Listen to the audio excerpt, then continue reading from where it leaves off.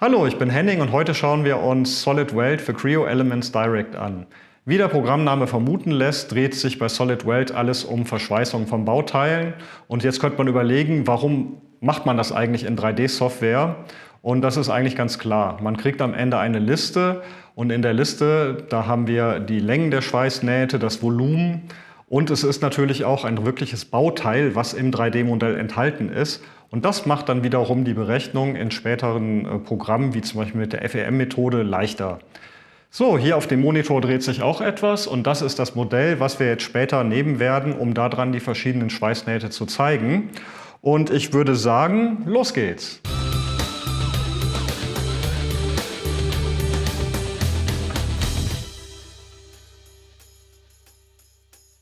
Hier haben wir unser Modell nun aus der Nähe. Wie man sieht, sind hier schon ein paar Schweißnähte enthalten. Die sind hier orange dargestellt. Das habe ich deshalb gemacht, um das Video kurz zu halten und diese Arten der Schweißnähte würden sich dann jetzt auch gleich wiederholen. Wir beginnen mit dem Querträger hier unten und um den zu verschweißen, wählen wir die Kehlnaht. Dazu einfach auf die Kante klicken, beide Flächen auswählen und ein Klick auf Vorschau zeigt uns, wie zu erwarten, die Vorschau. Die Naht ist ein bisschen zu klein, wir erhöhen die Dicke auf 5 mm und klicken nochmal auf Vorschau. Ein weiterer Klick auf Ausführen bestätigt die Naht und damit ist die erste Naht dann auch schon fertig. Wir wechseln auf die andere Seite und hier wählen wir nun die Heftnaht-Option im gleichen Werkzeug aus. Wieder die Kante auswählen und die zwei Flächen auf Vorschau klicken. Solid Weld schlägt eine Anzahl an Heftpunkten vor, hier in diesem Fall 6. Die kann man dann natürlich auch ändern. Ich mache jetzt mal hier auf 4. Und wenn man dann nochmal auf Vorschau klickt, sieht man, dass die Parameter entsprechend angepasst werden. Bestätigen und damit ist dann auch diese Seite fertig. Nun verschweißen wir die Verstrebung mit einer Kehlnaht und wählen hier die Kantenliste. Im Auswahlmenü können wir nun Folge auswählen, denn die Kante ist vorne abgerundet und wird so durch einen einzigen Klick erkannt. Auch die Schweißnähte werden hier dann später tangential ausgeführt. Jetzt wählen wir wieder die Flächen aus, wobei Fläche 1 in diesem Fall das Bauteil sein muss, wo die Kante anliegt, und klicken auf Vorschau. Die 5 mm, die von der letzten Schweißnaht hier übernommen wurden, sind ein bisschen viel, deswegen verkleinern wir die Dicke hier mal auf 3 mm. Das sieht gut aus, wir können auf Ausführen klicken. Das Auswahlmenü bleibt geöffnet und wir können zur zweiten Verstrebung. Hier sieht man jetzt, dass vorne keine Rundung ausgeführt ist und deshalb müssen wir die Kanten einfach nacheinander auswählen. Der Rest ist genau wie vorher. Im Unterschied zur tangentialen Ausführung von eben sieht man hier natürlich vorne die Gärung an der Naht. Weiter geht's hier oben bei den Rohren. Hier benutzen wir das Werkzeug Füllnaht und Solid Weld möchte wieder die Kanten und die Flächen wissen. Und wenn wir jetzt auf Vorschau klicken, passiert erstmal etwas Unerwartetes, denn die Schweißnaht geht über die gesamte Länge, das heißt auch da, wo gar kein Rohr vorhanden ist. Natürlich gibt es auch dafür in Solid Weld eine Lösung. Wir wählen einfach die Start- und die Endfläche aus und schon sitzt die Naht. Bestätigen und beim zweiten Rohr mache ich es genauso. Wir wählen wieder die Kante und die Flächen aus und da wir ja wissen, was sonst passiert, wählen wir jetzt natürlich vor der Vorschau schon die Start- und die Endfläche für die Länge der Schweißnaht aus. Wo wir schon bei den Rohren sind, fällt uns natürlich hier oben noch diese Nut auf. Die wollen wir jetzt schließen. Hierzu wählen wir jetzt das Werkzeug Füllnaht 2 Flächen und um das zu benutzen, muss man auch tatsächlich nur 2 Flächen auswählen. Vorschau, sieht gut aus, fertig. Das Ganze nochmal, Fläche 1 auswählen, Fläche 2 auswählen und fertig.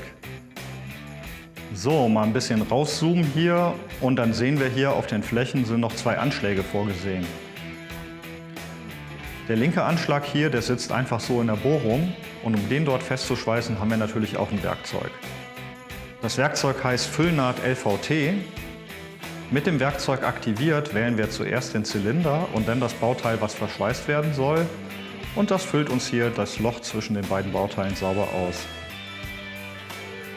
Ja, der Anschlag hier auf der anderen Seite sieht ein bisschen anders aus und hat hier in der Mitte diese V-förmige Nut. Hierzu benutzen wir das Werkzeug Füllnaht 3 Kanten und ja, man benutzt das genauso, wie der Name es vermuten lässt. Wir klicken einfach auf 3 Kanten, Vorschau und fertig. Wie man sieht, füllt Solid Weld jetzt hier nicht die gesamte obere Länge aus, sondern es erkennt die Geometrie der Bauteile und setzt die Schweißnaht so, dass halt nur da gefüllt wird, wo unten auch Material zur Verfügung steht. Die bisherigen Verschweißungen waren alle ohne Vorbereitung. Nun kommen wir zu denen mit Vorbereitung, das heißt, die Bauteile, die wir jetzt verschweißen, werden verändert und das nicht nur in der Ansicht hier mit den Schweißnähten, sondern auch links in der Strukturliste. Wir fangen an mit einem Stumpfstoß. Wir wählen das gleichnamige Werkzeug und das Prinzip ist das gleiche wie vorher. Also wir wählen eine Kante und zwei Flächen. Wir lassen uns die Vorschau zeigen und wenn wir damit zufrieden sind, dann wählen wir jetzt hier schlauerweise noch den Besitzer, das heißt die Bau- oder Unterbaugruppe, der die Schweißnaht zugeordnet werden soll, aus und bestätigen die Auswahl. So, jetzt wollen wir uns die Vorbereitung mal anschauen. Dazu wählen wir die X-Naht jetzt hier in der Strukturliste aus, können die ausblenden und sehen dann die Vorbereitungen, die an den Bauteilen getroffen wurden. Das heißt, hier sind jetzt die ehemals stumpf aneinanderstoßenden Platten vorne angeschrägt. Auf der anderen Seite haben wir hier einen T-Stoß und dafür gibt es auch das passende Werkzeug. Wieder wie immer die Kante und die zwei Flächen auswählen, Vorschau und bestätigen. Der Besitzer ist jetzt hier wiederum die gleiche Baugruppe wie eben und kann so bleiben. Und wenn man die Naht ausschaltet, kann man jetzt auch hier wieder sehen, welche Vorbereitungen am Bauteil getroffen wurden. Jetzt schauen wir uns das Ganze mal von unten an. Die gesamte Konstruktion basiert ja auf einem U-Stahl, der an eine Kopfplatte geschweißt wird. Und um diese zwei Bauteile miteinander zu verschweißen, benutzen wir hier das Werkzeug Kantenliste. Und auch hier können wir wieder die Folge wählen, weil die Nähte ja tangential ineinander laufen. Das heißt, die Kanten sind mit einem Klick ausgewählt. Das sieht gut aus. Fertig. Auch hier wurde wieder die Vorbereitung am Bauteil getätigt und das kann man sehen, wenn man die HV-Naht hier ausblendet. So, insgesamt ist jetzt hier alles verschweißt, aber es gibt noch ein paar Funktionen, die ich gerne zeigen möchte. Hier oben zum Beispiel kann man alle Schweißnähte auf einmal ein- und ausblenden. Das ist schon mal ganz praktisch und übersichtlich, wenn man schauen möchte, ob jetzt zum Beispiel alle Vorbereitungen getroffen wurden. So.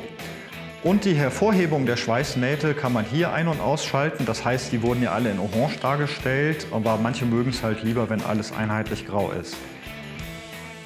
Gut, dann kommen wir jetzt zum wahrscheinlich wichtigsten Teil, nämlich der Nahtliste. Dazu wählen wir zuerst die gesamte Baugruppe aus, bestätigen und haben schon die Liste hier fertig vorliegen. In der Nahtliste enthalten sind dann alle Informationen, die wir gut und wichtig finden, wie Dicke, Länge, Volumen, Gewicht und es ist natürlich auch alles nach Baugruppen sortiert. Ja, die Liste haben wir. Kommen wir nun zu den 2D-Zeichnungen. Die sind natürlich auch heute immer noch immens wichtig, denn da drin sind alle Details sichtbar und auch die Schweißsymbole. Und das ist die Zeichnung, die auch heute noch in der Schlosserei einfach gebraucht wird zum Arbeiten. Für die 2D-Zeichnung benutzen wir das Creo Elements Modul Annotations und wie man sieht, ist nun auch in Annotations hier oben ein Solid Weld Tab vorhanden. Mit diesem Tab kann man dann hier die Schweißsymbole setzen und wir schauen uns das einfach hier mal an.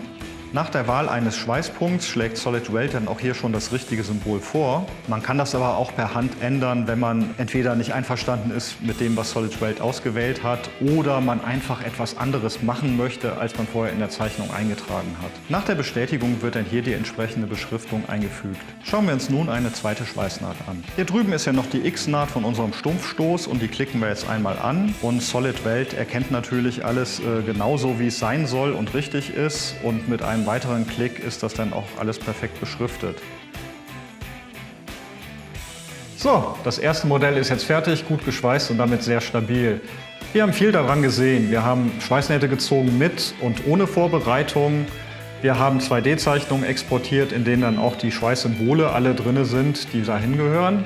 Und wir haben die Nahtliste exportiert, in der wir halt alle möglichen Parameter ablesen können, wie Länge der Schweißnähte und das Volumen und was da halt sonst noch reingehört. Das alles wird natürlich auch zusammen addiert in der Liste, das heißt, wir brauchen keinen Taschenrechner mehr. Soweit so gut. Aber eine Kleinigkeit fehlt noch. Wir haben bisher halt Sachen angeschaut und die sind alle mehr oder minder rechteckig gewesen. Aber Solid Weld kann natürlich noch mehr und das heißt der Umgang mit komplexen Formen. Und zwar in jeder Form. Wir nehmen jetzt, wie hier in dem Modell zu sehen ist, einfach mal Rundrohre. Und die werden auf was Rechteckiges geschweißt und da ergeben sich dann 3 Stellen, wo man interessante Sachen dran sehen kann. Los geht's! Bei unserem neuen Modell beginnen wir jetzt einfach hier am Fußpunkt auf der linken Seite. Hier stößt das Rundrohr dann rechtwinklig auf die Grundplatte und da können wir jetzt auch das Kehl- und Heftnahtwerkzeug benutzen, wie schon mehrfach gezeigt.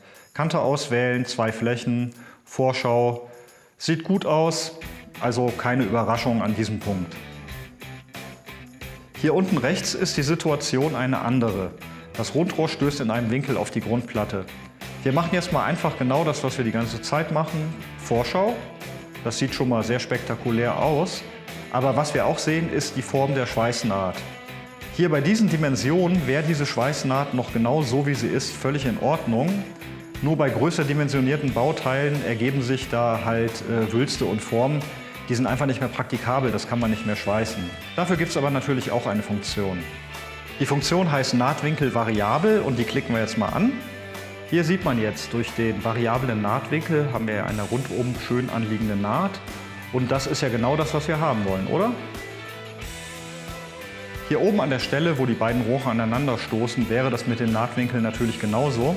Ich lasse das jetzt mal aktiviert und dann schauen wir mal auf die Naht. So, ja, das sieht doch schön aus. Und hier in der Seitenansicht kann man dann auch besonders schön sehen, wie die beiden Bauteile hier einwandfrei miteinander verschweißt wurden. So, nun kennen Sie Solid Weld für Creo Elements Direct. Wenn Sie genauso begeistert sind wie ich, denn das hier ist wirklich leicht zu bedienen und geht schnell, dann kontaktieren Sie uns doch einfach, besuchen Sie unsere Webseite und vor allen Dingen schalten Sie auch beim nächsten Mal wieder ein. Bis dahin, tschüss!